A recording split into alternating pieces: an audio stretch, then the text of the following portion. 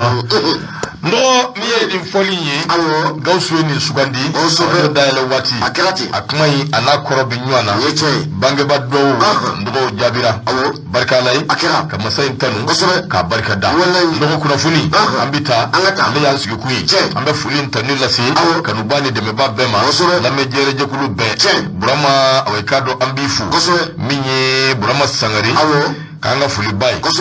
amagana tu ndedu ana fulio beka nyeshama ndo minye awekado laji barago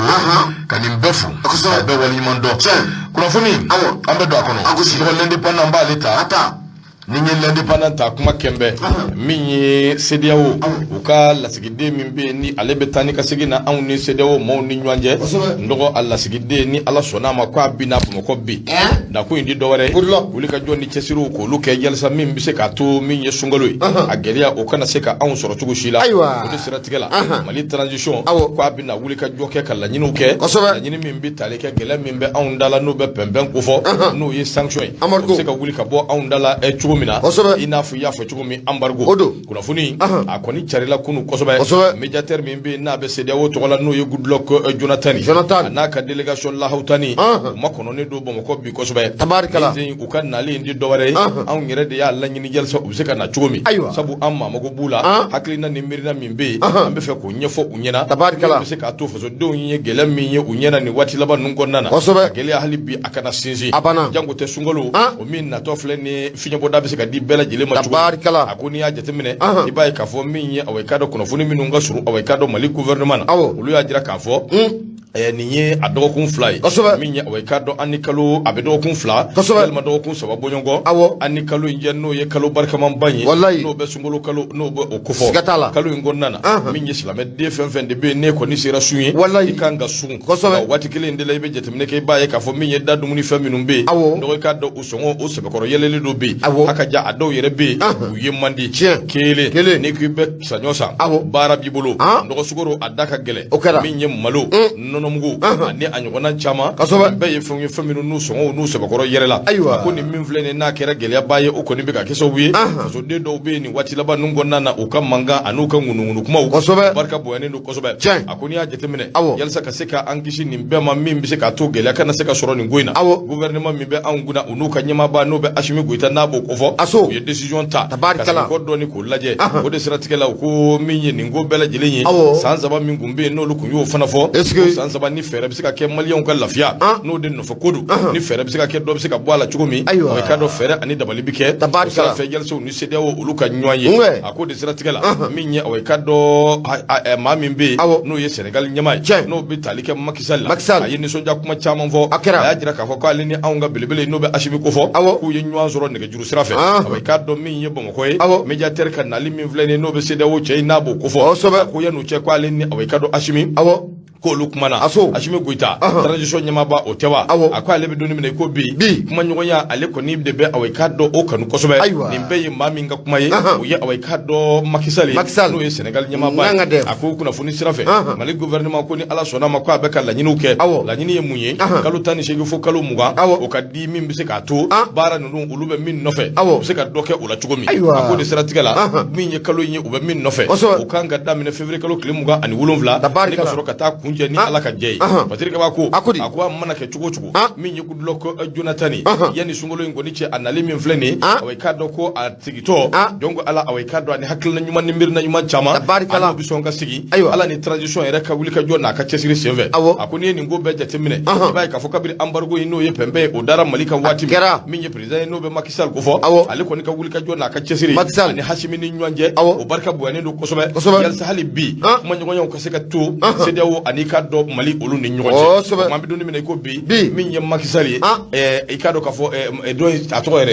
Jonathan anato do jamana ngono ni alaka jey sirfle Mohamed Haidara sirfuke do l'indépendant aka fasiri do o ka bidon boli ibunya bala Madame Ganyama Bonya Asabakoro Jaranye, Nyama Munye bin Jenny no Omaba, ton Mangata ton Sanga Ofo, Wallahi, Munye Fatri Mebona no Swat de Bamako, Akodi, Mamu Bonda Kono Ode Umar Anguiba, Umar Anguiba, enough for Ibora Hida do Alato Munasisa, Munye Senegali Masake no de Makisali, who Anangwa Jamana Fama no be Ashim Kuitakufo, who Koni Nyansoro Negajula, Nyansoro Negajula Muyo Gulo John Tansona Aleka Naliche, Anga Jamana Okonala, Kamuye Magsali koni mirnatani aklina mumala ni doina ode munye sigafo okake wala sa munye jamana no be ba maliba okufo ame gele mu kona la am siga bo gele kona la tumuna o maksal o ya aklina taybi umar angoiba ako munye senegal masaka no de be maksal kufo sigata la union africaine fere nyama o fene fugula o siglemba akuna bi ayre kuna foni kadi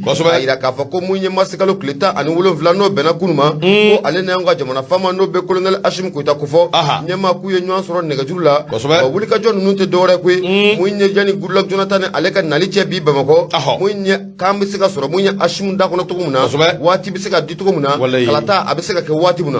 watriba ka fola ako munye gulak jonathan inafo akumbungona tike fola tugumuna ko kunu ko akungangana ka ira ka fako biku nali nyama ko ablala bire la kwe gulak jonathan sika tala ko abena anga jamana okona olabi usira tike la sanna manya ka fako union africaine o kalfaleno mamu mano be maksal okofo amar ko sigi anga jamana kankana blafo bila sigata la ko muye senegal fene ay gila belebele soro koy o siratika de la ibe na ka foko maksal abe wulika jola fantan nani bela jele fe munye foka be o be kana oni sida o mawni nyontela o la to muna patiba ka fola ako ni aklibe goodluck jonathan aleka nali laba muno kera on feya sida o mawku na wati mu ko fo ko ka damina munye kalotani flalani kana bla kalota ani worla o do ko sida o maw aklina tay ga jamana masako ya hula ka fo o mirna tano wati mu fole fla afeta e fenye ont na seka baranke ka be oma o strategie la ibe na ka foko mu nye magsal ko mi ga wuli ka jo bela jele bla senga abika asimun deli tukumna nyama abika asimun deliti wala sa mu nye wati bi seka fo kerengana ne wati mu na be be mu yesida ma jim silame mu nye senegal masake ka wuli ka jo nyashundo o mani am domna kombi patriba ka fola ako mu nye magsali ako ni abugna tike dika foko mu nye mirna tamumba alela bi o de mu nye on sida ma nyama kanga be kangere oka wala muye amar ko ka sika shela ka bo jamana ko la tugumna nga fatiba ka fola ako ko ngoni metabolum na nafako bi sika tala bengambe so ka nunu mawnu nyanchira ula koy o sabuga munye ayre marabaw lu ko ni kelembe ka wakati mbuguna tiya ko dinya o bada mine munye kalo muga ka na bla muga ane flala o buguna tiya de dilenduma fatiba ka fola ako munye gele munna ayan soro no be sanction amar ko no ba ko fo nyama munye senegal gele belebele senegal fena soro koy o sabuga munye senegal ka jagobolo chama be nyama o kumeteme anga sirade fe muye senegali anga sumante mambe do anga jamana kono abela jele metebe muye senegali de fe gana manya ka fako gelen ko aduna anga ko muye senegali pori nyama ko fane gela belebele ko sura ko muye barakala chama ne kume baraka senegal porla nyama ko olu bela jele tikleme bi ku bolo da usenga usrat gedla muye senegali masaga magsal akoni mi ga wuli ka jo bela jele oke wala sa muye fiye boda o be seka na anga jamana kono to kumuna ala ale magsal ay refene be ga sira kololo munye no be amarko kololo mu ay refene be ga musoro nyama lafiya o be seka na muye senegal jamana to kumuna una fone flani anya samaka bo munye so de bamako ale kono umar angoiba ale samangala bar maga nyama ibunya obala ndo bunya jaranya bunya barika ndo mani memani ye shide mala bolike ndo koroko toko jugu abina ni sara jugu che ne ya fo abi wati jambo ngonambita amisi doni ati toto kula minu kumbe ka hartel man wulika joni chesiru beke mali ko anga franci anga gwen nyafu ngo ko be na wati do abi doni mena ko bi kibariya do chuna anga jamana ngono kunu ndo fasiru awai do ulukele mbeka tama kibariya inga kerengere ni yala maman ture alikumambe mambe sebe ngono sebe nangwa ma ko nouvelle horizon ako ni ma minum fleni min ye transition ya ajira la ka fo ko be fe ka bo adabuluka ajira la ka fo faso don o be fe ka do no haklu ni nyanje se ka bi si basa do angulu la ajira la ka fo fana ko nunu ko be fe ka awai ka do anga che do no be fama no ye sura suwi ku basi ku bo ku bi ni ka awai ka do o fe ya mali gouvernement ay wuli ka joko de se fe awai ka do na manye ka fo jamana yimbulu de bulu mara ye awai ka do ulu de taye bi malion ka awai ka do kunglina afamba be bi shi ulu de ma do min ye France 24 min ya awai ka do RFI ajira la ka fo jusqu'à aujourd'hui jusqu'à demain jusqu'à dorénavant do min ya awai ka do chin jogi o to fanga jamana ngona bli ya betge abe RFI wo France 24 wo wa ka fo ko France 24 ni fo be RFI ni fo ko ye kuna fo dilay mali ko kibino fana chari fika sa nyama surasi fanga de kui ndo surasi fanga ndo ne ni fo ko halibi nu ne jo ni fo mena wa be min fi hajibi nu halibi ko joro kui abana mfle ka fi de manyana halibi ko joro surasi fanga di civil fanga tew ama fo ko RFI ni France 24 gea bamana kandu de RFI dama ni France 24 dama min fana ba on fa o ka chani atikonde ka bade to bu kungolo doni kungolo furugo la wallahi o badin de bi a chama donc o ku joro sa abana ndo ne RFI wo France 24 wo Noura FM wo radio were wo fem be na bi di sharia de ba di wa gouvernement de fana ba di oche liberté d'expression e keke oche nga bi jamana mi ngono bi ni tari jo jamana chamanje bolo fe bi ko liberté d'expression fi kasa ina do mi bi wallahi bado kosobe ndo ay surasi fanga di ndo nde ambita Maman Touré akumana ako Mali gouvernement kunu away kaddo jeudi do kalo klita ani wolonvla abida tarukula 2022 ndoko fana bito away kaddo tarukula sabula minya away kaddo radio so do be enfer ina fajira la chugo mi ka foko radio France International RFI o temene ngo ka boy minya away kaddo radio mimbe na be France 20 et télévision mimbe na be France 24 na bo ko fo nunu 20 fleni donc ala away kaddo be taru nofe ogwen yalsa minya away kaddo ferani dabali biseka soro chugo mi hakilna ni mirina mimbula o kana se ka sabati chugo shila ako ni nunu fleni away kaddo ina fo Mali gouvernement ya jira chugo mina ni meja minun fleni jaja mawde do minun go ni be ka wulika joni chesiru sugo beke kala gushini toro ani la jarabi sugo do ta ni ka shi anuma ako de strategela minya away kaddo ma chama de be minun go ni be away kaddo kuna foni disrafe lu chama be ujorola ujoro kundi do wore koy la bere min fleni ni gouvernement mo kembe ka ta bere yi akana ta gushi away kaddo an yira jamana kuna foni dila do akana ta gushi angu ndo basiri ko ako Mali gouvernement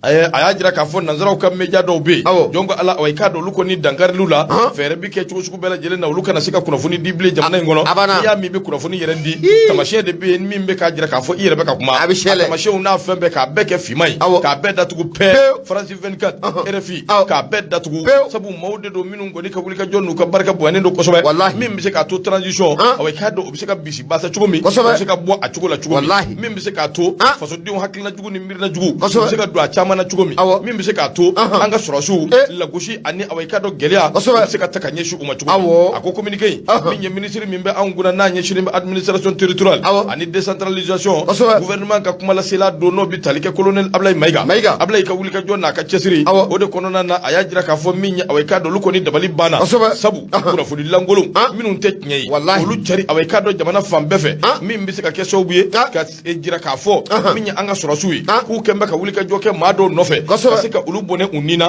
bone ko chejugu unina do ulu ye fenya faminu jongo alanga na nywa nege hadama dia saria yere ati benna chukushi Mali gouvernement ajira ka fo minya away kaddo ni ngo imbela jele ti dore koy angantika di nyoma do dakelen fe ka bo dakelen fe sabu ningu na funi langulo minu flene minu mbeka di ndo fendo femina bi ma kamana gwa na funi di chugo yere anala teme chugo ni ya ye ire ba don tikidi ka fo bembembe ani jugo jugo dobe mi mbeka takanyishi anga ba Mali ba kele mado be no be away kaddo madame Michel away kaddo Bachelet nabo kofo ale de wulika joke madame de droit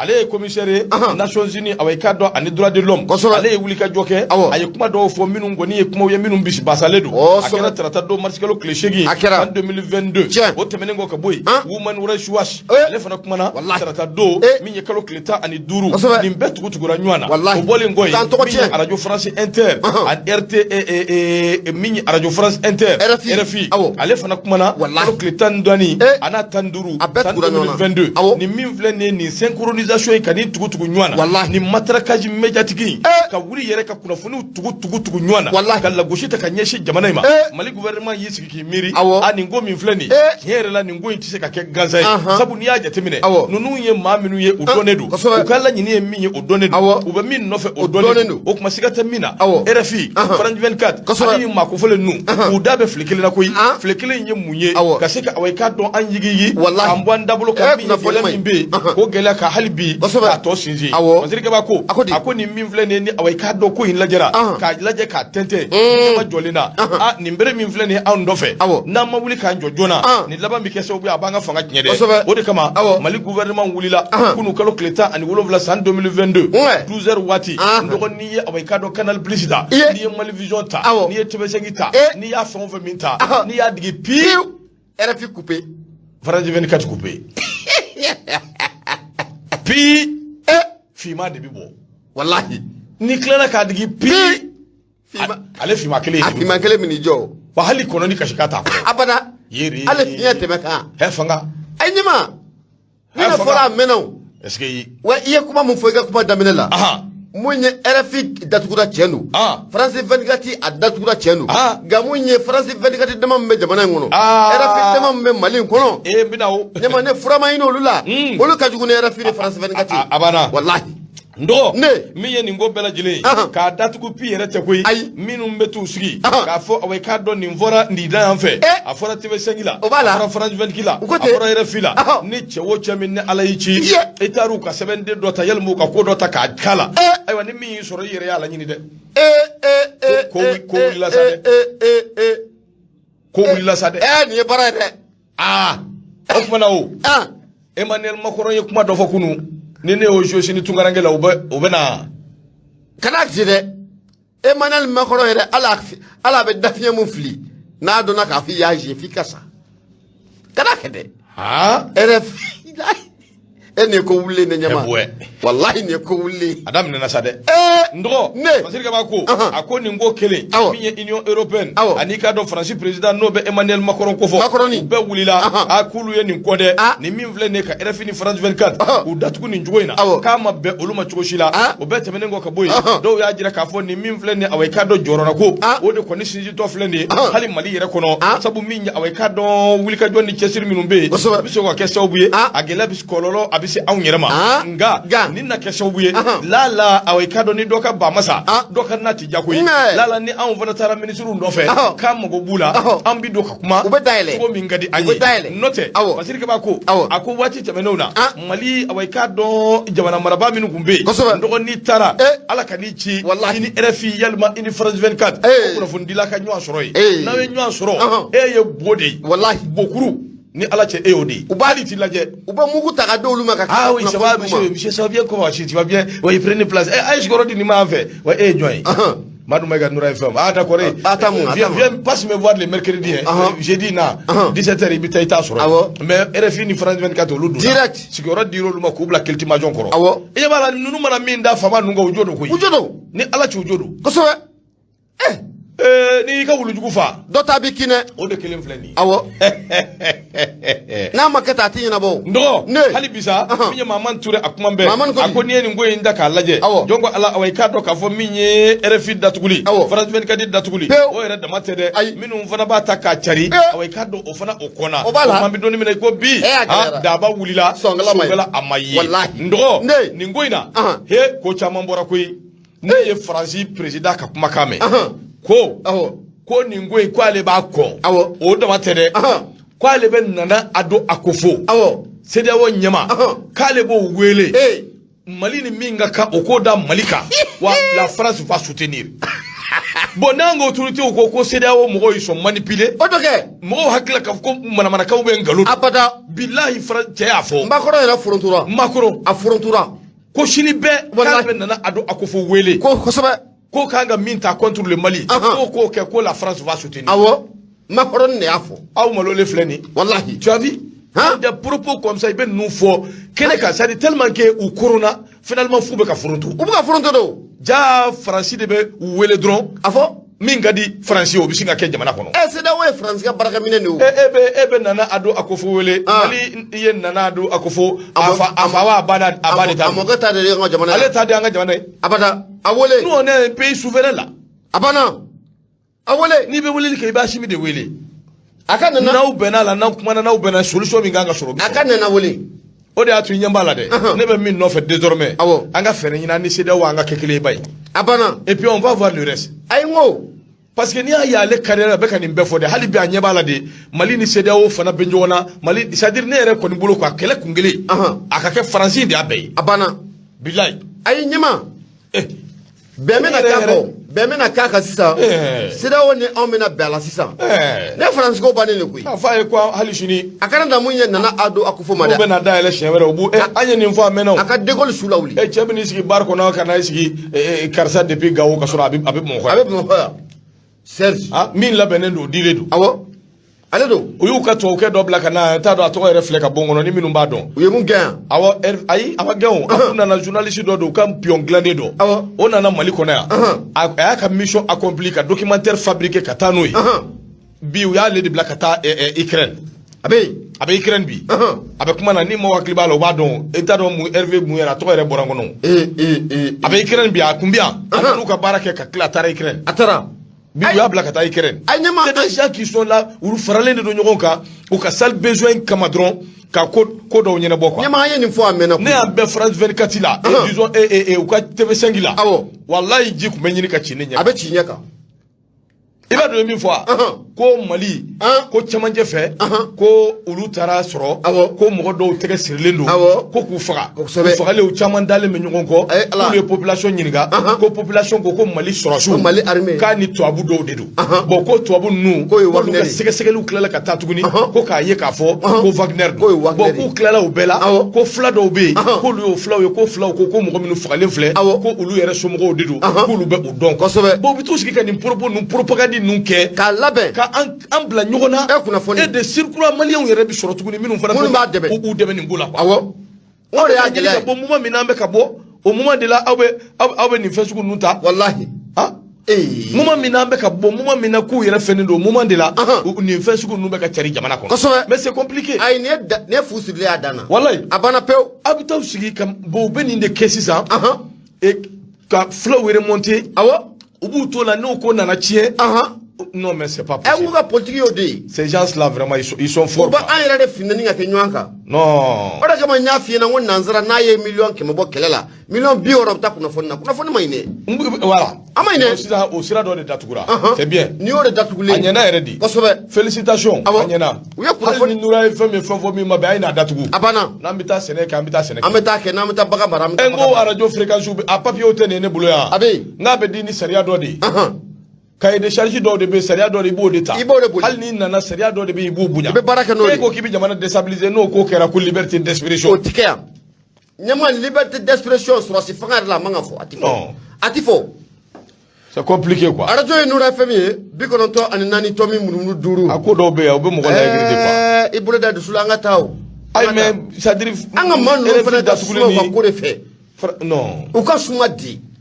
ka suma kojugu a tɔgɔ yɛrɛ ko i ma diya nengo dɔ kɛ ka n fari suma dɔɔni o tɛ dusu bɛ ka bɔ quoi e dusu kana bɔ ko i ma dɔɔni min non non dɔ bɛ ɲa la dɔ bɛ ɲa cɛlakaw fana na koyi a m'o f'i ɲɛna wa m'u fana b'a la o parce que hali ni i bɛ sɛbɛnni dɔw ye Facebook kan bilayi ne ni Ala cɛ fanga si t'a to sɛbɛnni modèle dɔw bɛ yen c'est à dire Mali de kɔnɔ i bɛ dɔ ye ka na kuma karisa fanga ma karisa n bɛ tiɲɛ f'aw ye n bɛ tiɲɛ fɔ n'a ka di aw ka bɔnbu aw ka nin mais tiɲɛ an b'a fɔ ye to e ye jɔn ye e bɛ tiɲɛ fɔ tiɲɛ ne taara Congo depuis i bɛ jigin Congo depuis i bɛ jigin Congo maliyɛn den minnu bɛ yen u b'a f'i ye karisa ayiwa ninnu ka ɲɛmɔgɔ jamana ɲɛmɔgɔ awɔ n'i ko jamana ɲɛmɔgɔ n'i ko i b'a tɔgɔ fɔ dɔrɔn u b'u puru i da awɔ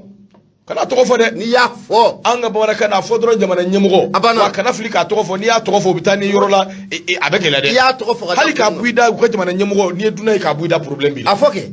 a kɔrɔbɔ Congo minnu bɛ Congo u b'a dɔn ne taara u y'a fɔ n ye a kɔrɔbɔ i ka kɔrɔbɔ kɛ siga t'a la dɛ Ala k'an di sababa bɛɛ ami an ka taa radio ye Nura FM ye 94 tɔmi murumuru 5 an bɛ laseli kɛ ka bɔ Jalakɔrɔji Koɲumani Wɛrɛda la nɛgɛjuru sira 76 33 43 03 a fɔ MTF ka te k'a ye ko il veut dire ko te ye mili ye i mana kɛ diɲɛ fan o fan mili don voilà a banna mun ye indicateur du renouveau voilà Maliki Beleni filɛ k'a fɔ ko ça c'est vrai c'est ce qui se passe ici au Congo o de don Tijani Jawara ninnu b'a kalama Modibo Tambura ninnu Umaru Diop ninnu u b'a dɔn wallahi u b'a dɔn dɛ ayi mɔgɔ ka fɔ tɛ o n'i y'a min b'a la ka mɔgɔ tɛ ne yɛrɛ de y'a ye a kɔrɔbɔ depuis bi do taxi kono ba fiye wa an ga ya nyemgo ba yin jamana nyemgo yin kana to ko fode mais mali ko ne be ni sigi an yere Facebook ton ko fe be bi yoro don be wallahi an sigile ma ko laje aw ya don ga fa ko dugutigi ko ate dugu nyele fet kushla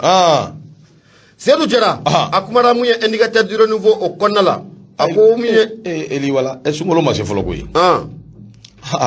eli ko mu ako yelmante sunawa sungolo ma se folo eli bi sama na mu sum faranga no e ko were ko temeni fasiri che kosobe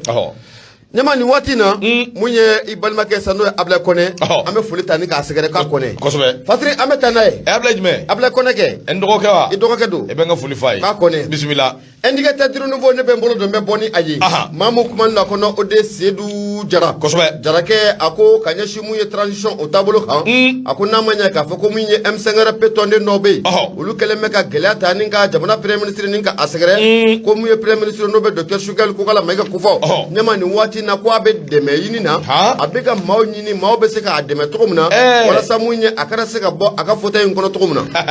fatike baka fola sugala awa bismillah munye o Seydou Jara ayayira ka foko munye M5RP adugulente mashila ka foko atonde nobe nyama une sugali ka soko atika fi daga kelen konna ula usratikella namanya ka foko munye Dr Sugal ko kala maiga abeka wuli ka jo blasinga ajore ni abeseka anima kara to muna usratikella munye tarata don no bena masikalo klita ani duruma ibena ka foko munye Dr Sugal ko kala maiga ani munye M5RP mtondo uye nyoanye de wati kelen nebe na ka foko munye M5RP tonne nobe no de maître Mohamed Ali Batili nyama ale korofo chairman fo ni nganya shi fangaima ay korofo chairman fo ni nganya shi munye Dr Sugal ko kala maiga aka gouvernement ma ka fatu ba ka fola ako munye nyoanye ko konala na be Sugal na ajenyo ankoro nunu okofo nyoanye konala munye Sugal ko ni aye aklisiki kuma ko duma ayira ka foko munye foka be mo buga kuma chairman ko fo ko munye geleya ko oba ale ni jamana fama che akonu akilila kunu ko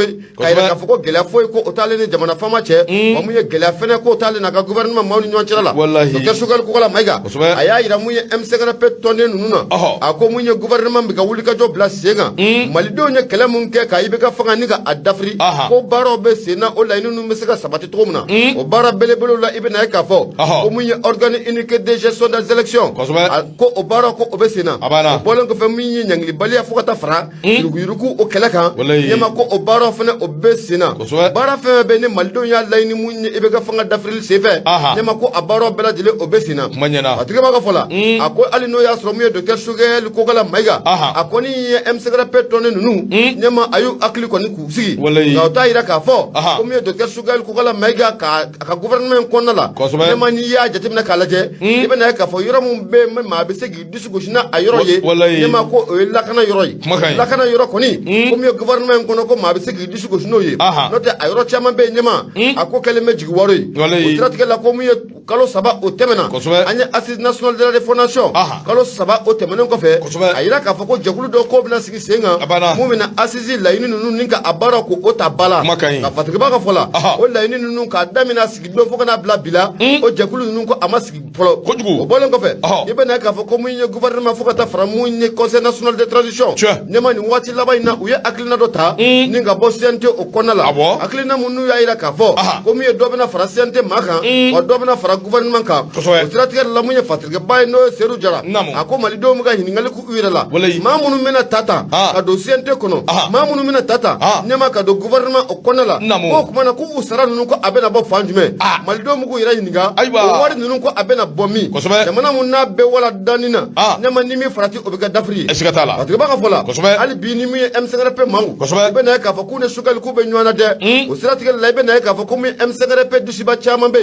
ina fa koni basiribe Mohamed Ali Batili Elaji Umar Abdou Touré fo kata faramunya maramsi ka jatu soga ani Modibo Siribe nunu mga ferani dabalike u sembo ko ina koy na manya ka fa ku mi premier ministre o kalifala oluka jekuluma ngalo nyaba fien tabolo la tomuna nyama ko fien tabolo o mai oluka ferani dabali bala jilenke u sembo ko ina wala sa akana dafur udala akana fa ku mi Sugal ka fanga nyama ko na chiena ko olufina ko usemala ko ye fanya ko lutna jano epi utina jano sini parce que ba ko nga fola me Seydou Jara ako mi jamana premier ministre no de Dr Sugal ko kala magay aka ferani dabali bala jilenke ani mamunu jara ka kelenke no be ibe ka bidin kɛlɛ o kɛ ɲɛma ka fɛrɛ bɛɛ lajɛlen kɛ an'u bɛ se ka don da kelen fɛ cogo min na an'u bɛ se ka bɔ da kelen fɛ cogo min na walasa a yɛlɛ ka laɲini k'u bɛ sabati kunnafoni filɛ nin ye an y'a sama ka bɔ indicateur du renouveau ale kɔnɔ Seydou Jara ale ye sɛbɛnnikɛla ye Badumɛ ka ɲɛma i bonya o b'a la n dɔgɔ babu ɲɛna n dɔgɔ a barika Ala ye min ye awɔ i k'a dɔn maliyɛn den caman bɛ Congo minnu bɛ ka kuma in awɔ i k'a dɔn a sɛbɛntiya a tɛ wuli u ka jamana ɲɛma k'a bɛ wele o cogo in de la min ye awɔ i k'a dɔn jamana ɲɛma o tɛ de jamanatigi a bɛ wele ten de dɔgɔ hali min ye Isa Sisoko ye a ko Libi Kadafi yɛrɛ tun bɛ wele de ko Barikaba Barikaba de don wa Barikaba wallahi awɔ de tun don k'a bɛ wele ten de awɔ k'a bɛ wele Bakariba o de don wa Bakariba ndɔgɔ cɛ an ka ko dɔw kɛ an ka fɛn dɔw ɲɛfɔ ɲɔgɔn ye wallahi jamana ɲɛmaw k'u jɔ u jɔyɔrɔ wallahi ni na fɔra y'a fɛ koyi maa kun ti kɛ ATT fɛ ka tɛmɛ anw kan o kɛra anw y'a ATT kanu dɛ o kɛra Ala ka hinɛ a la ni jamana n'a bɛ jamana firibaw la an ye an b'a la an bɛ Ala barikada n'o ye dɛ n'a bɛ jamana firibaw la an b'a la dɛ o na k'an ka ko an ka nimisa yɔrɔ dɔ ye an b'a la mais bi Mali kura sira fɛ minnu bɛ baara la an tɛ gɛlɛya s'u ma dɛ ayi Ibrahim Boubacar Keita Ibeka an nana dɛmɛ taara ka s'a ma a kɛra sabu Mali kura n y'a ye maliyɛn den bɛɛ bɛ taa o sira fɛ bɛɛ tugura a nɔfɛ Mali ko kosɛbɛ Mali d'abord asubuna law wa nɛmalu wakilu o kuma caman fɔra an tugura a kɔ o kɛra a wolola min na bɛɛ y'a ye mun kelen na maa minnu gɛn bɛ ka Ibeka kanu olu de sera ka jamana in to yen jamana ka lafiya abada i b'a 100 bɔ k'a jɔ a bɛɛ y'o ye fɔ sa a bɛɛ y'o ye bilahi a bɛɛ ye Ibeka kama ye a bɛɛ mais pourquoi a bɛɛ y'o ye dugutigi kɔrɔ t'a ɲɛlen fɛ sa ɲɛma ma o tɛ sa o tɛ u y'a ye dɔ de ɲɛna o waati min na cɛ y'a ka coup d'état k'a tɔgɔ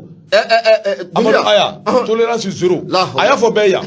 a kɔrɔbɔ ni Ala cɛ a kɔrɔbɔ tolérance zéro a kɔrɔbɔ wallahi a kɔrɔbɔ tɛ joli tɛ suma nɛn kan sa a kɔrɔbɔ cɛ joli tɛ suma nɛn kan a kɔrɔbɔ suma nɛn kan cɛ joli tɛ suma nɛn kan a ye nin fɔ a mɛnna koyi joli tɛ suma nɛn kan surasi fanga a tɛ suma nɛn kan a ne fanga si tɛ kelen ye n'aw dun b'a dɔn a ti ɲɛ fana a k'a fɔ a ɲɛ surasi n'i sigira fanga la wallahi i b'a yira k'a fɔ surasi de bɛ fanga la a banna o ni civil tɛ se ka kelen o wallahi o de fɔr'u ye a mɛnna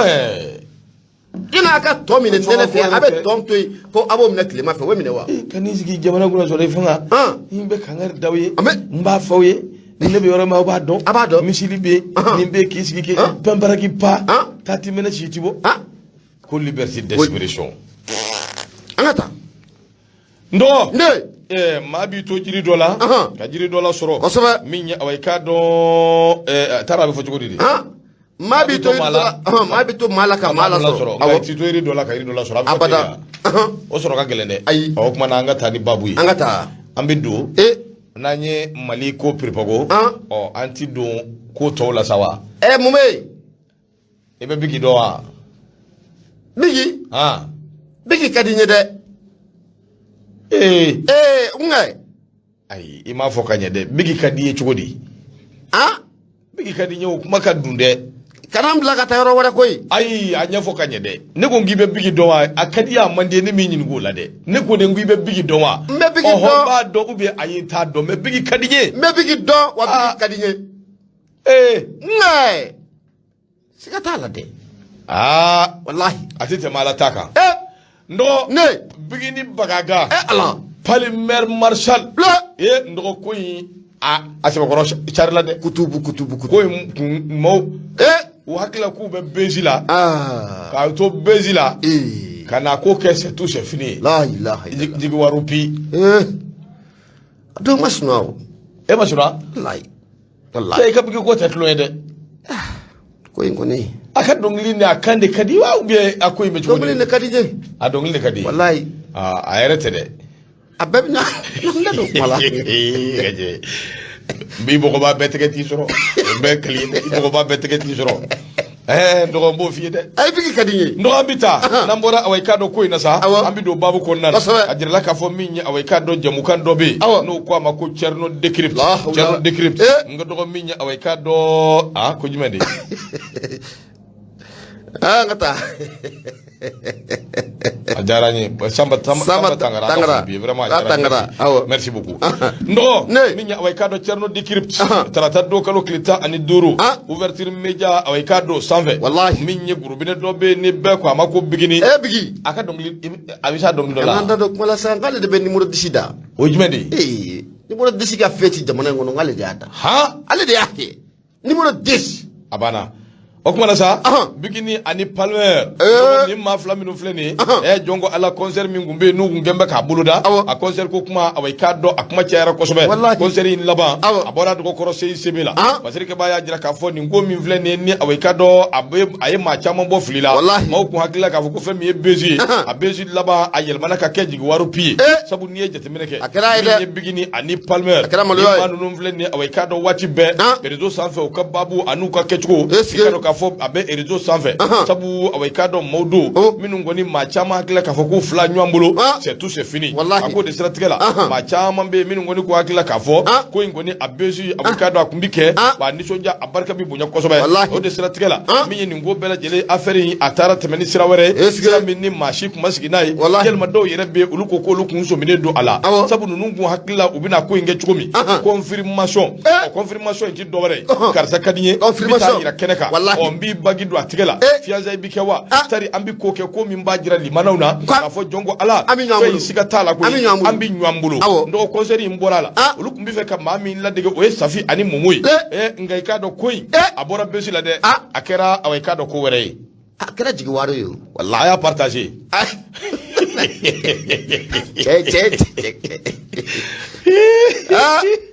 ko in kɛra baara ye walahi a y'a partager jigitigɛ a kɛra jigitigɛ baba adama a y'a partager a y'a partager ko in gɛlɛyara a y'a partager da yɔrɔ yɛrɛ a y'a partager ko in gɛlɛyara nɔgɔ ko in gɛlɛyara dɛ walahi awa i k'a dɔn k'a fɔ urgent bonne nouvelle caman de don i k'a dɔn mauvaise nouvelle kelen b'a la o fana bi fɔ Patrick b'a ko a ko de siratigɛ la min ye ko in bɛɛ lajɛlen n'i ye jateminɛ kɛ min ye i k'a dɔn Palmer a ye bɔli min kɛ o de kama Mali jolidenw olu kɔni ye wuli ka jɔ kɛ ka i k'a dɔn u ka page sanfɛ ka i k'a dɔn Palmer ka kuma kan nkalontigiya a ko Palmer ko a ko kɛnɛ in kan ko ale tile kelen furuko kuma ma tɛmɛ i k'a dɔn ale ni i k'a dɔn Bigini Bagaga ni ɲɔgɔn cɛ a ko i k'a dɔn nin ko in ye min ye Bigini ani Palmer ko i k'a dɔn olu ka ko in ko a ma deli ka kɛ beziyo koyi sabu n'i ye jateminɛ kɛ Palmer i k'a dɔn ale tun bɛ fɛ cogo sugu bɛɛ la ka bɔ waliden nɔfɛ ne yɛrɛ y'a ye o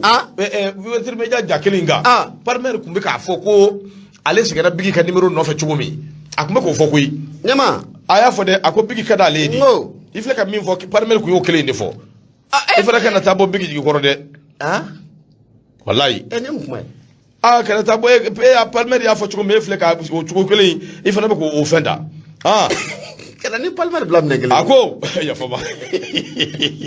a ko kabiri ko in daminɛ ko c'est Palmer qui a voulu sortir avec Bigi car il a trouvé à son goût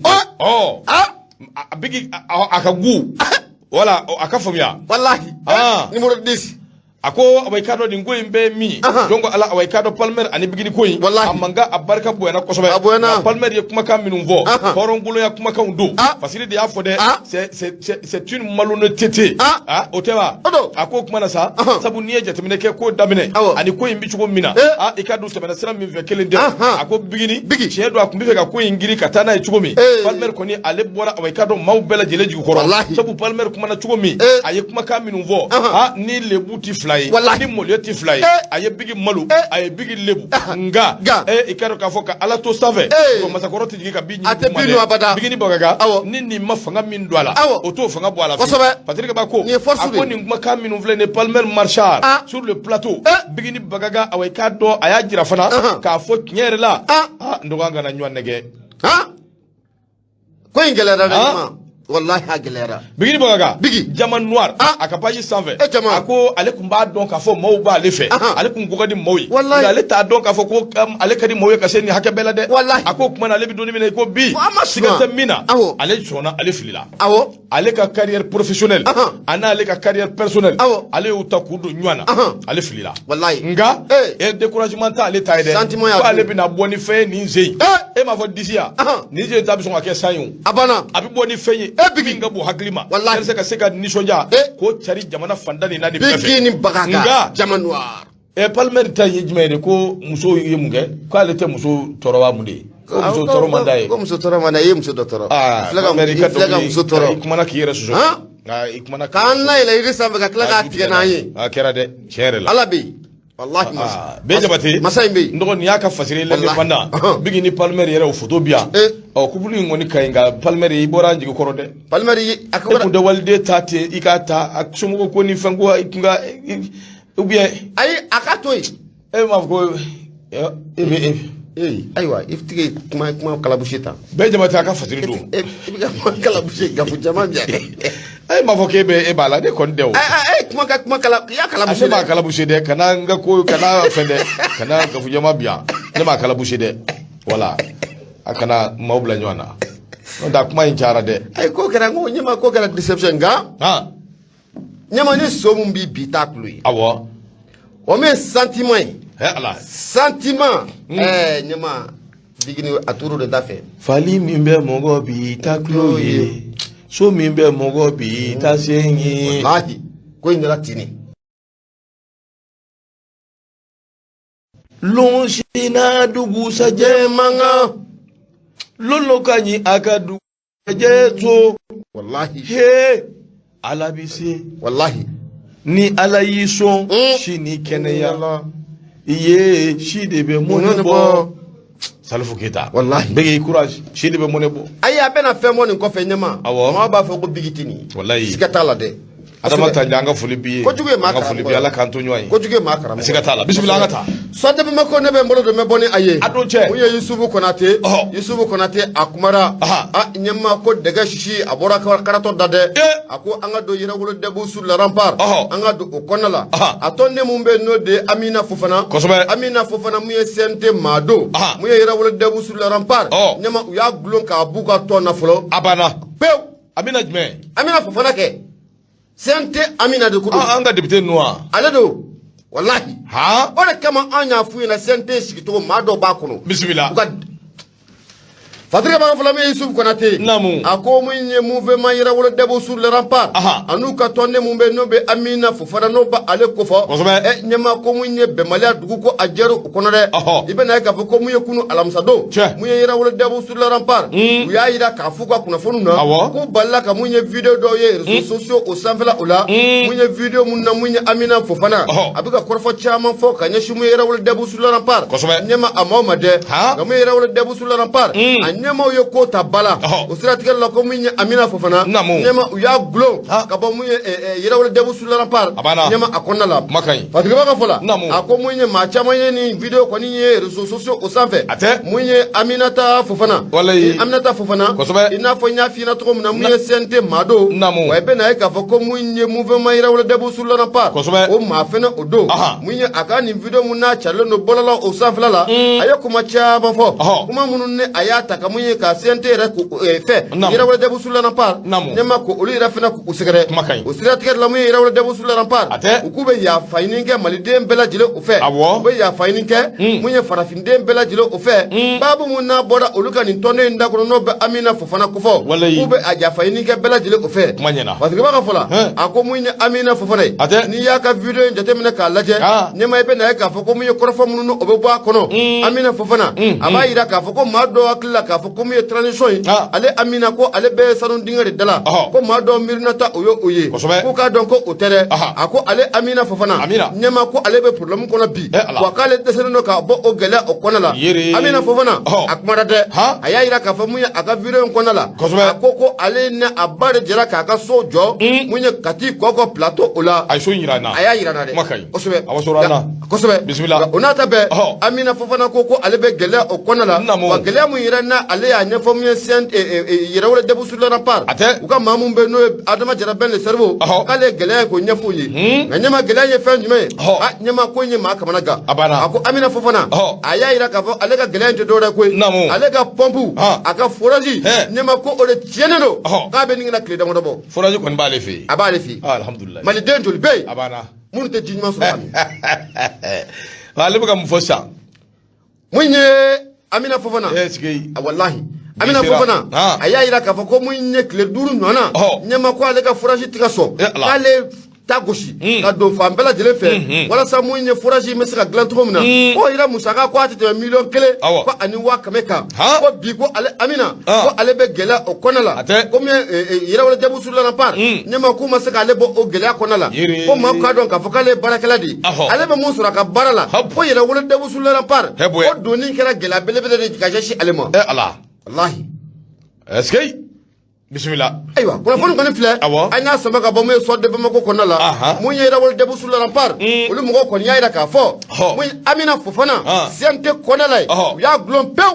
ka b'u ka tɔn kɔnɔ a banna k'a n'a man kan ala k'an ni sababa bɛn ami ala k'an ni sababa bɛn n'o tɛ Amina wasɔrɔ an na minɛ a ye fɛn jira an na e ɲɛma e ta ye tile 5 dama i bɛ bɔ i ka du kɔnɔ dɔrɔn i bɛ taa du wɛrɛ bɛ ji sɔrɔ maliden joli de bɛ bi minnu tɛ ka ji ɲuman sɔrɔ ka min maliden joli de bɛ bi minnu bɛ si robinet daw ni pɔnpe daw la kuma ka ɲi e CNT n dɔgɔ ala k'an ni sababa bɛn n'an bɛ taa an bɛ se n dɔgɔ min ye awa i k'a dɔn n'i ye jateminɛ kɛ fasiri bɛ an bolo kɔrɔ n dɔgɔ fasiri min ni n b'a ta n b'a bɔ sɛbɛn kɔnɔ sɛbɛn min ni n ko a ma ko awa i k'a dɔn aujourd'hui min ye dugukolo ko mankan min bɛ yen n'a bɛ saran gosi saran ale ni awa i k'a dɔn Zumana ni ɲɔgɔn cɛ n'o bɛ Sanzu kofɔ monsieur le maire min bɛ yen n'o ye Umaru Togo ye ja Umaru bɛ kaso la Umaru a y'a yɛrɛ sɔrɔ kaso la cogo di o de bɛ ka ɲɛfɔ an ye comme n'a mairie ni ɲɛ b'o de la dɛ. Comment le maire de la commune Umaru Togo s'est retrouvé en prison? Martara. Ah, ni te Umaru Kibari kalama o. Ngonu fa wana yɛrɛ ki atara. A bɛ kaso la de. Fasiri kɔni y'a fɔ. Ani ye fasiri kɔni kelen k'a fɔ. A fɔra dɛ. A bɛ yan dɛ. Umaru Togo. Conflit foncier entre Madame Sempara Saran Traoré et Sanzu. Comment le maire de la commune Umaru Togo s'est retrouvé en prison? La hawla. Ndɔgɔ bɛ na ɲɛfɔli kɛ a ko awa i k'a dɔn a bi kalo 1 bɔ commune maire du district de Bamako i k'a dɔn k'a fɔ ko a bi suna gwɛgwɛ yɔrɔ la yɔrɔ min bɛ prison centrale de Welesebugu yɔrɔ min bɛ o kofɔ a ko n'i ye jateminɛ kɛ wulikajɔ ni cɛsiriw awa i k'a dɔn olu y'o min kɛ yalasa ka se ka kunnafoniw ɲini a yirala k'a fɔ min ye a yɛrɛ bolonɔ n'o ye a yɛrɛ ka signature ye nin dugukolo ko in na min bɛ Sara ani Sanzu ni ɲɔgɔn cɛ dugukolo min filɛ nin n'a bɛ Jelibugu la i k'a dɔn a yɛrɛ ka signature o de kɛra sababu ye ka ala taa awa i k'a dɔn kaso la ko nin ko in bi fɛn dɔ min bi maa kamana guwan sabu maa yɛrɛ b'i ɲininka i yɛrɛ ɲininka nin ko in nana cogo di a ko plainte min don ni a donna maa min ye plainte don o ye Zumana Traoré de ye n'u ko a ma ko Sanzu o ka plainte de kɛra sababu ye nin cɛ in awa i k'a dɔn a taara kaso la a ko olu ye sɛbɛnni laban min kɛ laban in kɔnɔna na aujourd'hui mɔgɔw ka fasiri do Kasimu tera a ko sɛbɛnni laban in kɔnɔna na k'i b'a ye k'a fɔ min ye Sara ani Sanzu ni ɲɔgɔn cɛ dɔgɔ dugukolo ko mankan o kɔni kun ɲɔ ɲɛnen don kosɛbɛ o min n'o ɲɔ ɲɛnen don dɔgɔ min ye awa i k'a dɔn enquêteurs ka wulikajɔ n'u ka cɛsiri a jirala k'a fɔ min ye rapport damadamaw bɔra o rapport fɛn fɛn bɔra a bɛɛ kɛmɛ ka jo di maa ma min bɛ awa i k'a dɔn Madame Traoré Saran awa i k'a dɔn Madame Sempara Saran Traoré o ko fɔ a ko rapport ninnu bɛɛ lajɛlen bɔlen document ninnu kɔnɔna na k'a jɛlen don a jirala k'a fɔ titre min bɛ yen n'o ye titre 12640 ni awa i k'a dɔn o ye Zumana Traoré ka titre ye n'u k'a ma ko Sanzu ale min ko ko awa i k'a dɔn ale ka yɔrɔ don f'a taara terrain jɔ awa i k'a dɔn dugukolo min bɛ yen ni mankan bɛ a nɔfɛ a yɛrɛ y'a kɛ étage ye koyi a ko terrain in ko n'i ye papier ta k'u da k'u woloki k'u yɛlɛma k'a kɛ sugu o sugu terrain in a tamasiyɛn k'i ta ye nin yɔrɔ kofɔlen na a ko nka min ye awa i k'a dɔn terrain in emplacement min ye awa i k'a dɔn yɔrɔ min bɛ yen numéro 4B n'o bɛ Saran gosi Saran ne a ka yɔrɔ kofɔ k'a jirala k'a fɔ yɔrɔ in kɔni awa i k'a dɔn o bɛ nin yɔrɔ kofɔlen de la nka nin ko in bɛɛ ye mun ye maire min bɛ yen ne a bɛ awa i k'a dɔn commune maire kofɔ Umaru Togo ja wulikajɔ ni cɛsiriw kun kɛra 2017 waati o y'a sɔrɔ ale de kun ye adjoint ye mairie la papier minnu taara di awa i k'a dɔn domaine maaw fɛ ka titre ninnu yɔrɔ ɲini k'a ɲɛdɔn awa i k'a dɔn domaine maaw ye sɛbɛn ci maa min y'u jaabi k'a yira k'a fɔ yɔrɔ in yɛrɛ ye maa ta ye maa min bɛ Saran gosi Saran ka yɔrɔ kofɔ n'o y'a ka numéro ye n'o ye 4B ye o de awa i k'a dɔn Umaru ye n'o ye Umaru Togo ye e y'o jaabi k'o papier bɔ k'o di o suma ko o dugumajɛ o terrain kelen e tilala ka taa awa i k'a dɔn papier bɔ min ye autorisation de construire e yɛrɛ ye bolonɔ k'a la k'o di awa i k'a dɔn yalisa baara bɛ se ka kɛ ni o ye cogo min na o dira Sanzu ma o tɛ awa i k'a dɔn sɛbɛnden fila awa i k'a dɔn o bɔ cogo wa Terikɛba ko sira fila taamala don sabu bɔ nana kɛ a kalama k'a fɔ ja ale kun ye sɛbɛn dɔ in di Saran ka mɔgɔw ma ɲininiw kɛcogo o kumana a tilala ka na nin sɛbɛn in fana o bɔ nin cogo in na o kumana nin ko in ye maa kamana guwan kosɛbɛ o kumana min ye Saran ye a ka maa minnu bɛ yen ani a masɔrɔ maa minnu bɛ yen gɛrɛ kɛr'u la k'u ɲininka Saran kɔni y'a jira k'a fɔ a ka maaw y'a jira sa k'a fɔ n'o y'a jɛɲɔgɔn ye u tile kelen da kelen ma plainte don awa i k'a dɔn Umaru kɔnturu la jango tɛ mairie kɔnturu o kuma an bɛ donni minɛ i ko bi ko in kɔni koni nyamine do nga minye Umaru ya awai ka do ako faran fasira ka do ko imbi chugo mina akika do ka fosika te mina sanzununu uya datugude ay sira flatama la du ayake fasiri fle ndo minya awai ka do kasimu tira aka fasiri do ka bidon boli aujourd'hui aba kono ibunya bala madama ganyama bonya asaba koro jaranye alibiya mayira kanumolo ku sogole menura fm de la bi kononto ani nani tomi murumuru duru la seli amoke ka bo jela koro ko nyumani wordala nega durusira 76 33 43 03 makay munye so de bama ko nyama ne be bone ali el aji mamadou gaba akumara bismillah ako munye nanzoro yira ba foto ko muna no be wagner ko fo kata fara munye union européenne na ko wati sira munye mali ni wagner fo kata fara union européenne ga banga kelentani flala de fatri baka fola ako aduglente machila ka foko munye gelea o koni oba oni franciko ni nywanchi la konna abeni kana wati ni koni ko obo munye franciko wi do be franci masaka ko fo ya ira ka foko munye risuka keleke jekulu do ba onfaya nan ko ma ko wagner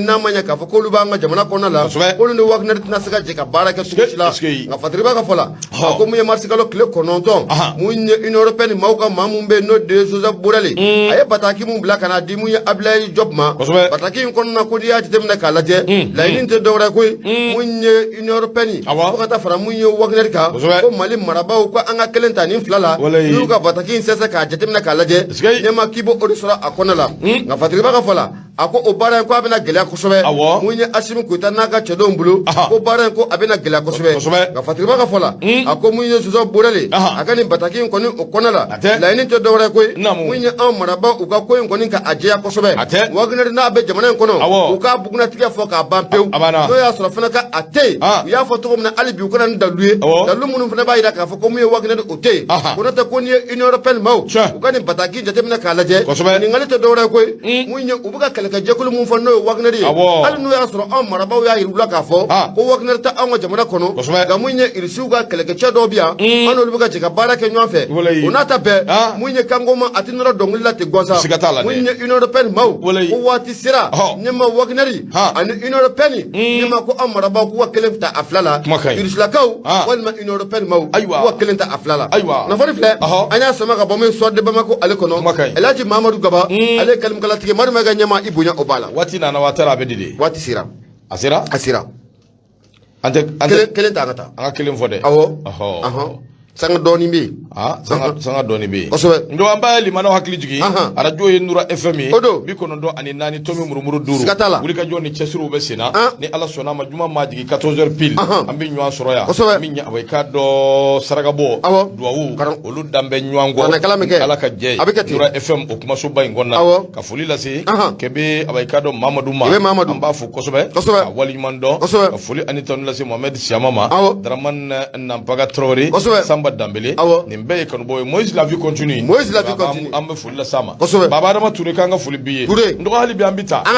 ambise ye kasumu tira envoyé spécial avec cadeau amba le ka fasiri ambota hali bi aujourd'hui avec cadeau kuma kembe akono ye jetemineke bay ka fo minye wa yelsa jamana biseka avec cadeau dadu budi fen akum folo biseka soro tugomi président mimbe na be chambre de commerce et d'industrie du Mali na bokuna aye wele dake kanyeshi avec cadeau soro busumba be mando e commerçant boy ku chesiri chugo sugu bela jele na yelsa minja awai kado queen abisika no ya chugumi ko ne jete mineke e bay ka fo bara do kumbe sena no be session ordinaire ko fo assemblée consulaire de la chambre de commerce et d'industrie du Mali na be session ale assemblée consulaire na bo ko fo e kado ka fo akokere yoro mi abe awai kado délégation régionale session tola segu ako ingera yende ko imbela jele tambe ka di mami ma o ye premier ministre chef de gouvernement no e docteur Choguel ko kala mayga ki ka fo nungo nana minya awai kado budget 2021 ani budget 2022 olu bi ke ani programme minnu be no ye baara ye minnu ganga ke way kado jatemine kera olu bela jeleka ko délégation consulaire de bora way kado nya fantani nani befe ka nyogo soro ni yoro ko folena na be segu ko fo ako disra tigala ministre mimbe na be way kado chef du département ko fo industrie ani commerce ale koni mami ngembe ka anorobla o ye abara ken nyogo ye no be développement rural ko fo no ye murbo ketay ako ni u ka ko ta ku laje bienvenue no ye ka mo bismillah président min be na be délégation régionale ko fo sesim to la segu ibrahima dukure ale ko ni mo bismillah maire min be o fana away kado mo bismillah no ye nu jaray nu jara o fana mo bismillah bureau min be na be chambre de commerce bureau ko fo ku be wal nyumando ko président min be na be chambre de commerce to la no ye yusufu bachili ale foli ani tanni ayala se away kado nimma ko fole num bela jelema robo som baw population ma fen din nana away kado aya be fo ka be wal nyumando chambre de commerce away kado nyama ba aya nyini u fe halibi o ku chesiri ko tegaw di nyoma min bi se ka to nyini fe o bi se ka ke soro fe yelsa awnga jamana akase ba ko fa de dew min ya away kado dadu muni fewna yelsa faso dew ngal lafia dadu muni fewna da mate ko faso de mo go bi fon femina yelsa faso dew mi lafia akoni a jete me aye ajira ka fo min ye o be away kado autorité no jamana marabawi de me bi takanye shuma ko sobe kerengere ni yala o be mission min na away kado ni bela jelle ba don away kado unu chesiri yelsa o bara o bi se ka nye jamana chama minnu ngoni kono nana wuli ka joni cesuru kumbe se ka ke olu yere wuli la jamana fama no fe o jamana chama o segere min be se ka to ko away kado olu se ka nye soro chugo budget 2021 o ko bel la jera 2022 o la jera min ya away kado activité minnu be no ye barada o minnu kanga ke wu cesiri o bel jelena o de stratégie la o ya jira ka fo donna na tawla una wuli ka joke zone industrielle o be se ka cari fam bel jele fe o ka se ka nye soro min ye parcours de parcours olu be se ka jo yoro fam be fe chugo mi ka joy kerengere ni ala région minnu be away kado akajo o région na o bet menen ko kabuy siège ka jo région kura minnu be siège ka jo olula be bole ngoy minya away kado chambre de commerce re siège la halia uyo afay kado o fana nyefo minya bamako suku ko naw ku be lalaga ku be gla ke marché moderne wi fana o lanyini nedu za min be no yusu bajili ajira ka fo minya away kado zone aéroportière hectare bidru min be no baka nyini hadi bi o la halia o bisina minya away kado importateur maminu bita takanna goro sisu demi goro sisu detayan ni mbe welela be ki chesiri mi se ka to away kado jamana abe sonjon tugumi da dumuni fam ani hadama de ya yere mugo be minuna mi se ka sonjon kana e tugumina premier ministre shoge ko kala maiga anaka délégation min nana aye fuli la se away kado ashimuma tradition nyamaw ani chambre de commerce mo aya be fo ka be wali mando ndo ko mana sa ko ngoni kera ni son jamba ko alhamdulillah baraw ke tugo anyena ba mi yusufu ye no chambre de commerce nyamay anaka délégation o nisho jale bora keneka premier ministre yera nisho jale o sigina kana ni jugoina kasu mutera envoyé spécial minya away kado aujourd'hui aboro de kono ibunya bala bunya jaranye nyama ni wati na muye Mamoudou Sidibé ame folitani ka fana segere franci an kanu ba belebele do ba fa na ko Sidibé wati ngoni asiba korosira manyana kosobe ala kan ni sabo be ko ambeta la be on sobati bi se ka to away kado mo bi se kana bunya ani karama kono chugumi kana benni away kado wajulu ani anga fo kurana kala ga ji ani away kado saraka be bo ka be fo ka be wali mando ote kosobe nyama ya foto ko na me fulni tanu ta kanya shi kanu bani de ba bela jelema elaji su ba sama ke funye de pre auto anga chukro ba do ame fuli tani ka asgere ambe bela jele fo kle ndamine fo kana bla bila nyama mama ye de metani ka asgere ambu o bela jele fo anda sira mamunu to ma anda ma se mamunu to ma nyama foli be tanu ku bela jele ku segere ni watina ku bela jele uni che bunyala no mashallah abana ndo ko mara saki yere fo wali mando kanu bani de me ba befo la mejere jekulu malikono ani malikoka ka befo ka be wali mando ka fuli la se bashigene ketama président aida che awa gindo abifu adama touré sambu kulubali général anga fuli be aw bela jele ma fefem be ni ya na me anda sere to manda masama amba bela jele fo ka bela jele wali mando nga yani angata ndo minyi away kado afo honore ko saya kanyina ko sabu honore yere away kado anga la side no kulukani abe kulukani kuma ye kibaria do ci awma kerengere ni yala kulukani minye préfet Aliou Jara ko aye wulika joke deuxième édition festival Chelu de Beledugu away kado ko akera de kalo kilitani woro 7 day abora ayo ci ula sene kunafuni Beledugu away kado ka kera o chugo indila ka damine kalo kilitan kata sesibirdo kalo kilitan no ye marsikalo ye aya jira k'a fɔ min ye kolokani ye jɔn ko ala wuli ka jɔn ni cɛsiriw kɔni kɛra kosɛbɛ min ye cɛlu de beledugu wa i k'a dɔn o kɛra ouverture n'o y'a daminɛw ye a ɲɛma tun bɛ préfet de bolo n'o bɛ Aliou Jara n'a b'o kofɔ a kɛnɛ kan min ye maa caman kun bɛ yen maire de beledugu ka taa se beledugu maires bɛɛ kun bɛ yen ani k'a dɔn kanubaw ni dɛmɛbaw ani coordination des associations de beledugu o maaw bɛɛ kun bɛ yen ko in yɛrɛ organisera coordination des ressortissants de beledugu k'a dɔn a fanba caman bɛ Bamakɔ yan Bakari Jara min ye Donsoba président de la commission d'organisation ale ni Blaise Jara n'o ye président ye min ye awai k'a dɔn coordination des associations du Beledugu a bɛɛ lajɛlen ye kunnafoni di awai k'a dɔn ko in kan cɛlu awai k'a dɔn cɛlu n'i ye jateminɛ kɛ awai k'a dɔn kɔrɔ b'a la kosɛbɛ awai k'a dɔn le trousseau de mariage minɛnw tɛ de a na kɛ o y'a tɔgɔ ye awai k'a dɔn ko in kɔni nisɔndiya barika bonyana kosɛbɛ nka ni ala sɔnna ma a fɔ honore ye ntɛnɛn don an b'an da don a la kosɛbɛ k'a walawala limanaw ka faamuyali sɔrɔ a la o bɛɛ bannen sa min ye awai k'a dɔn a y'a jira fana k'a fɔ kalo tile 16 n'o ye mars kalo ye san 2022 17h wagati rond-point min bɛ yen n'a bɛ Kuala jijeni kɔfɛ ko min ye accident dɔ o fana kɛra yen pick-up min bɛ yen n'a bɛ kiya ko fɔ min ye awai k'a dɔn a kun bɛ ka taa Kuala ale kɔni de yɛlɛmana a na kɛ gɛlɛya ye a kɔnɔ maa dɔw sɔrɔ ambulance kɔni taara ni u ye ka taa furakɛliw ɲɛnabɔ n'a wulila min na don n'a nataw la an n'a ɲɛfɔ limanaw bɛ se ka faamuyali sɔrɔ a la cogo min o de yɛrɛ k'a fɔ a ka cɛsiri la kosɛbɛ parce que ni nin cɛsiri ninnu ka kan nka nin waati laban ninnu kɔnɔna na anniversaire ni wulikajɔ ni époque ka bin minnu bɛ yen k'o ka ca kosɛbɛ maa b'a fo ka waliɲuman dɔn k'a ni cɛsiri n dɔgɔnin tɛ bi ta bila yan Mohamed Kulubali fa an ka foli b'i ye ka foli lase ina arama ani k'a dɔn k'a fɔ min ye Jɛnɛba Dabele an b'aw fo Gawusu Keyita Gaston de Fer a n'a ka baarakɛlaw kɛrɛnkɛrɛnnenya la Yakuba Gindo Yusuf Sisɔgɔ an ka foli b'aw bɛɛ lajɛlen Masɛrimu k'a ni cɛsiri foli in tɔni k'a lase Deguga Amadu Deguga ma k'u bɛɛ ni baara k'u bɛɛ ni cɛsiri ni ala sɔnna an b'a fɔ ko k'an bɛn 14h wagati n'ala jiginna an bɛ ɲɔgɔn sɔrɔ yan ni ala ka jɛ ye fan dɔ fɛ an bɛ foli lase i yɛrɛ ma ha e tɔgɔ dɛ Kamara Mɔdi e ye Boubacar Traoré bete Maimunatu den Gafu Jɛman ka Madu Maiga Maimunatu yɛrɛ a bɛ kumaso in kɔnɔ bi an b'a fo kosɛbɛ fo k'a waliɲuman dɔn ko Mamu Kamara yɛrɛ ko k'a bɛ siran k'a bɛ an ka musokɔrɔbaw an na ɲɔgɔn sɔrɔ a bɛ kɛ ten o kuma k'u bɛɛ k'u bisimila Burama mais Mamu ye an sɛri de dɛ Mamu y'a mun de dɔ kɛ i t'a fɔ a ye a k'a faamuya anw ba kɔni don mais Bura anw den ye dɛ a banna siga t'a la dɛ Bura anw den ye dɛ o kumana an bɛ dugawu kɛ hali lahara anw den ye o kuma ala k'a ni sababa bɛɛ ni ala sɔnna a ma an bɛ Mamu Kamara yɛrɛ fo k'an ka musokɔrɔba fo k'a waleɲuman dɔn k'a f'u bɛɛ lajɛlen ɲɛna k'u ni baraji o kuma ni ala sɔnna an bɛ ɲɔgɔn sɔrɔ yan a to bɛ nin kan sali ala ma o d'a kan bɛɛ